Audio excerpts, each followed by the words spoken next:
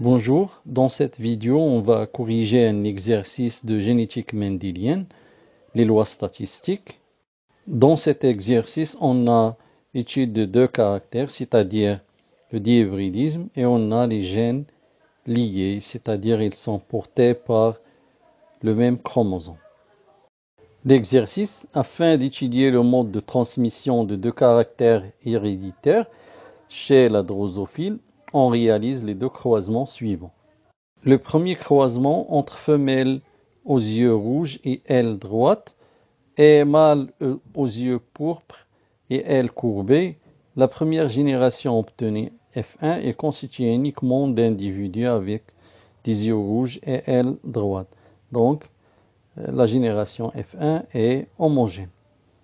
Remarque, le croisement inverse du premier croisement donne les mêmes résultats. Deuxième croisement entre mâles aux yeux pourpres et ailes courbées et des femelles de F1, la génération obtenue F2 compte 4 phénotypes. La première question, en exploitant les résultats des deux croisements, déterminer le mode de transmission de ces deux caractères héréditaires étudiés. La deuxième question, donner l'interprétation chromosomique du deuxième croisement en se basant sur l'échiquier de croisement. La dernière question, utiliser la carte factorielle des deux gènes étudiés en montrant les étapes suivies dans cette réalisation. Donc, le premier croisement, c'est entre des femelles aux yeux rouges et aile droite, le parent P1, avec le P2 des mâles aux yeux pourpres et ailes courbées. Donc la génération F1 obtenue est constituée avec des yeux rouges et ailes droite. Et on a la remarque, le croisement inverse du premier croisement donne les mêmes résultats. Donc, qu'est-ce que ça veut dire ça? Lorsque le croisement inverse donne les mêmes résultats, c'est-à-dire que le gène n'est pas porté par un chromosome sexuel. Donc, le gène n'est pas lié au sexe. Donc, le premier croisement, la génération F1 est homogène, c'est-à-dire que tous les individus se ressemblent. Donc, qu'est-ce que l'on déduit? Là, on déduit que la première loi de Mendel est vérifiée et les parents sont de ligne pure ou bien de souche pure. On va parler des deux caractères séparément.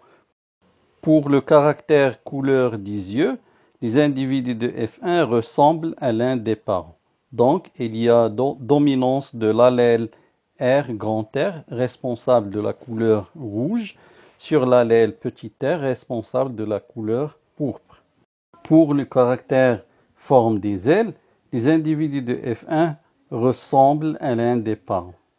Donc, on a dominance de l'allèle grand D responsable des ailes droites sur l'allèle petit d responsable des ailes courbées. Et on a étude de deux caractères, couleur des yeux et forme des ailes, donc il s'agit de dihybridisme. Le deuxième croisement, c'est entre mâles aux yeux pourpres et ailes courbées, donc ce sont des phénotypes récessifs, et des femelles de F1 qui ont des phénotypes dominants. La génération F2 obtenue compte 390 drosophiles aux yeux rouges et aile droite, 380 drosophiles aux yeux pourpres et aile courbée, 120 drosophiles aux yeux rouges et aile courbée, et 110 drosophiles aux yeux pourpres et aile droite. Donc, il s'agit d'un test cross ou bien croisement test qui a pour résultat 4 phénotypes de pourcentage différents, 2 phénotypes parentaux qui ont les pourcentages élevés et 2 phénotypes néoformés qui ont des pourcentages faibles. Donc, qu'est-ce qu'on peut déduire? On peut déduire que les gènes sont liés, c'est-à-dire ils sont portés par le même chromosome. Premièrement, on calcule les pourcentages des phénotypes. Le pourcentage de phénotype grand R, grand D, c'est 39%. Celui de petit r, petit d est de 38%. Et le pourcentage de phénotype grand R, petit d est de 12%. Et le phénotype petit r, grand D est de 11%.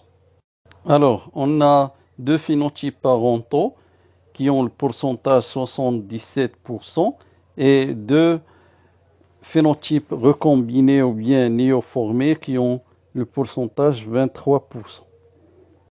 Le deuxième croisement, donc, c'est un test cross ou bien croisement test, durant lequel on obtient 4 phénotypes de pourcentages différents, deux phénotypes parentaux de pourcentage 67% et deux phénotypes néoformés ou bien recombinés qui représentent 23%. Donc, on déduit que les gènes sont liés et les phénotypes néoformés ou bien recombinés proviennent du brassage intrachromosomique. Ce deuxième croisement, qui est un croisement test ou bien un test cross, on peut le considérer aussi comme un back cross parce que le mâle a le phénotype du parent P2 du premier croisement. L'interprétation chromosomique du premier croisement. Pour les phénotypes, la femelle a le phénotype grand R, grand D entre crochets, et pour le mâle, on met petit r, petit d entre crochets, parce que les femelles ont les phénotypes dominants et les mâles ont les phénotypes récessifs. Les génotypes. On dit que les parents sont de lignée pure et les gènes sont liés. C'est pour cela on le met sur le même trait, c'est-à-dire le même chromosome. R, grand R sur grand R et grand D sur grand D pour les femelles et petit r sur petit r et petit d sur petit d pour les mâles. Donc, les parents sont de lignée pure, c'est pour cela ils produisent un seul type de gamète qui a le pourcentage 100%. Donc, les femelles produisent un seul type de gamète qui est grand R, grand D à un pourcentage de 100%. La même chose pour les mâles qui produisent un seul type de gamète, petit r, petit d, et donc la fécondation, c'est l'union gamètes mâle et femelle. Donc, on a les descendants ont le génotype grand R sur petit r et grand D sur petit d. Donc, ils ont le phénotype grand R, grand D entre crochets. Et on a ici l'interprétation chromosomique du deuxième croisement. Donc, les mâles sont de lignée pure. Par contre, les femelles sont de F1.